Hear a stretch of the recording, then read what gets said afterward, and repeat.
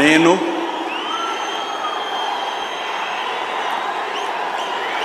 నారా చంద్రబాబు నాయుడు అనే నేను శాసనం ద్వారా నిర్మితమైన భారత రాజ్యాంగం పట్ల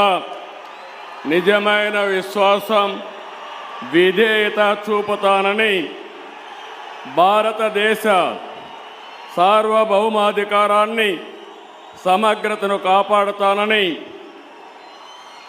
ఆంధ్రప్రదేశ్ రాష్ట్ర ముఖ్యమంత్రిగా నా కర్తవ్యాలను శ్రద్ధతో అంతఃకరణ శుద్ధితో నిర్వహిస్తానని భయం కానీ